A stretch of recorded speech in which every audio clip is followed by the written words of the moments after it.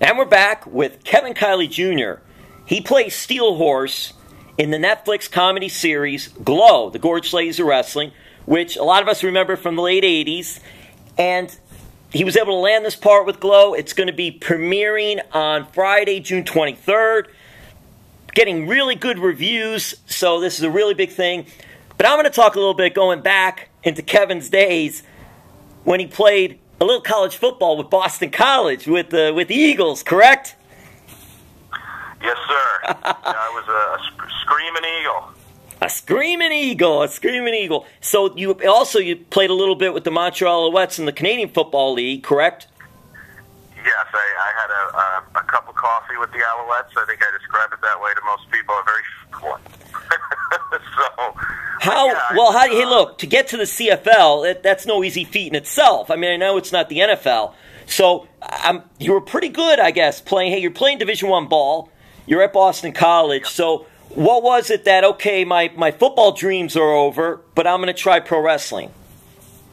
Yeah, so I always was a WWE fan growing up, from The Undertaker and The Rock and Shawn Michaels and all those guys. I watched it religiously, that and football, and I loved contact sports. I enjoyed of football at a college level and at a professional level. It was very thrilling for me. It was very exciting, and I loved it.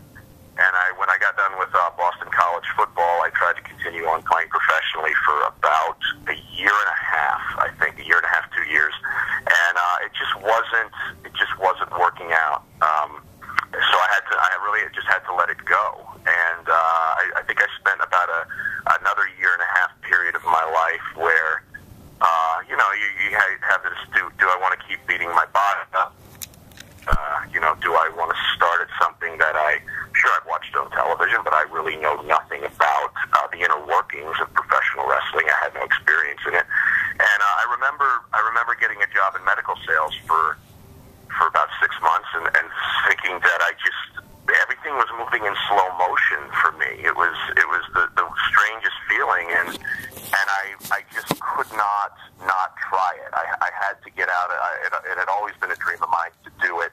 And I figured, I believe at that time I was 26 years old. I was like, why the hell not? I'm gonna go ahead. And my father was really a huge proponent in it. I had a very, very good job selling medical equipment, and I was making some pretty good money. And I said, well, what should I do here? And he goes, you should go be a professional wrestler. And I said, well, that's what I wanted to do. That's what I would love to do. And he goes, then go. That's what life is all about. And I have to thank him for that. It was great perspective, and I have absolutely no regrets. God, I'm in Hollywood, California right now. I still don't really know how I got here, but the technicality was I sent the tape of some of the high school broadcasting I had done, and I let them know I had played some professional football, and they offered me a tryout.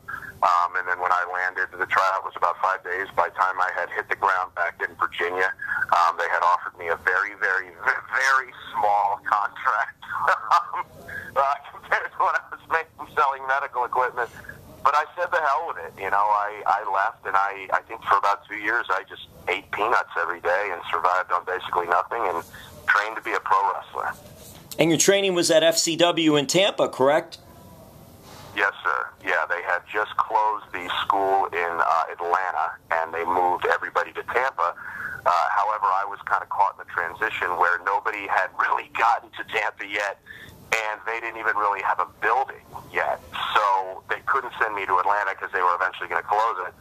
I think there was about three or 4 months in FCW where it was me and 4 other guys that would just hang out. The practice was we would show up at 9 o'clock. We were in the back of what was like a warehouse for non-perishable food or something. We were all sitting down on tomato cans, talking with the head coach, talking about wrestling was the practice. I'll never forget it. It was the most amazing thing. I was like, oh my God, I gave up my entire life for this. To sit on tomato cans. Yeah, and it was me, Tyson Kidd,